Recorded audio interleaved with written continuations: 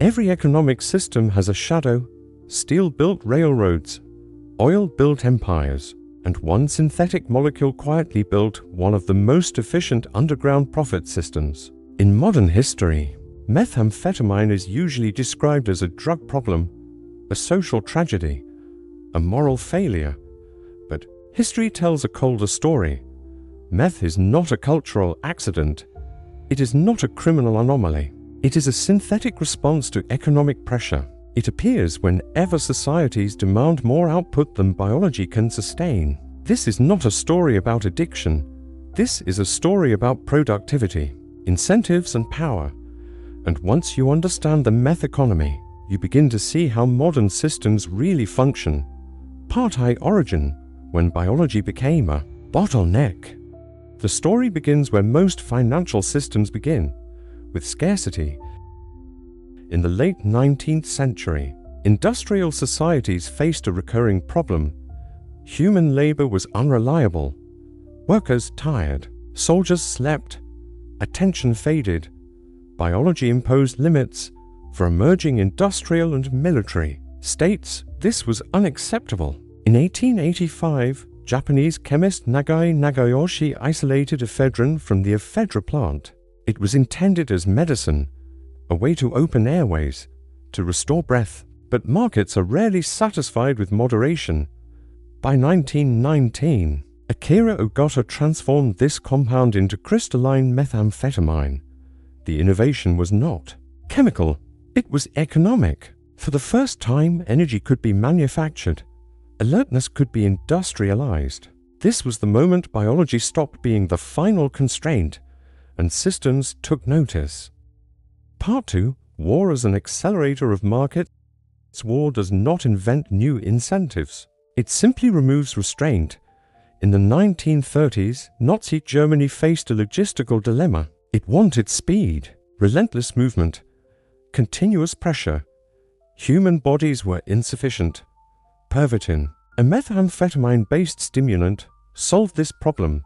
From 1939 to 1940, the German military distributed over 35 million doses. This was not recklessness, it was optimization.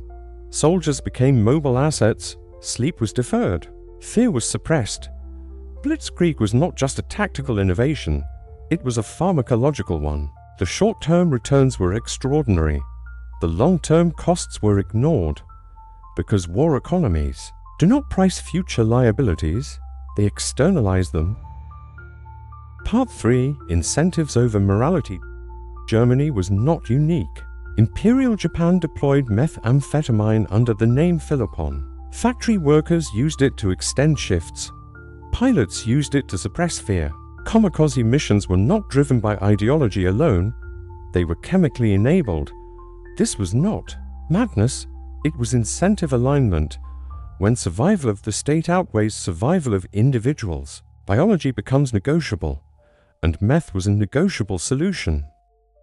Part 4: Post-war surplus and market leakage.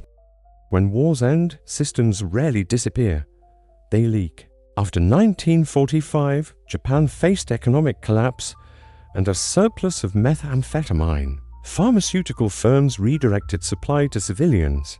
Philopon became a reconstruction tool.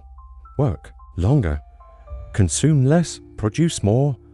By 1951, over 15 million Japanese citizens were dependent. This was not policy failure. It was market logic. Demand met supply. The state intervened only after external costs became visible: crime, psychosis, instability. By then, the system had already migrated.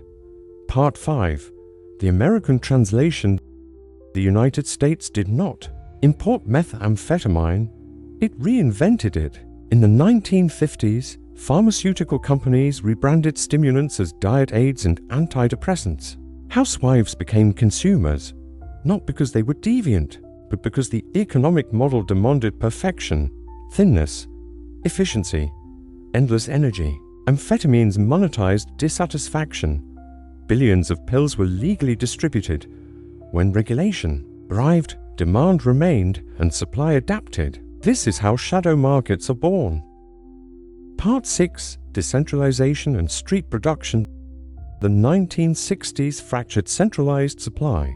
What replaced it was decentralized chemistry, motorcycle gangs, rural labs, mobile production. Meth thrived because it required no agriculture, no seasons, no land ownership, only knowledge. This made it uniquely scalable. Unlike heroin or cocaine, meth obeyed industrial logic. Raw materials, processing, distribution. It was capitalism without regulation. Part 7. Cartelization and industrial scale. By the 1990s, Mexican cartels recognized an inefficiency. Why traffic agricultural drugs when chemistry offered certainty? Meth production industrialized. Super labs replaced kitchens. Supply chains stretched across continents. Precursor chemicals flowed from Asia. Manufacturing concentrated in Mexico. Consumption spread globally. This was not chaos. It was integration. The meth economy achieved what many legal industries struggle to do. Low cost, high margins, infinite scalability. Violence was not incidental. It was enforcement. Part 8. The real product. Meth does not sell pleasure. It sells time. Time without fatigue. Time without fear. Time without doubt. In economies that demand constant output, this is invaluable, but the bill is always deferred. Neurological damage, social collapse, lost productivity. These costs are absorbed by families, communities, states, never by the system itself. Part 9. The pattern. This pattern is not unique. Every system that extracts beyond human limits creates substitutes. Debt substitutes for savings. Stimulants substitute for rest. Automation substitutes for labor. Meth is simply the most literal example. When growth becomes non-negotiable, biology becomes expendable. Final warning: without morality, the meth economy is not an aberration. It is a mirror, a reflection of what happens when incentives are mispriced. The molecule is not the villain. The system that demands infinite output is. History does not condemn, it repeats. And the question it leaves behind is not about drugs. It is about how much strain a system can impose before it must invent something unnatural to survive. This is Shadow Financial Historia. We do not study substances. We study the systems that require them. Share it with like-minded people. Subscribe to the channel to motivate us to create more videos. Thank you and see you again.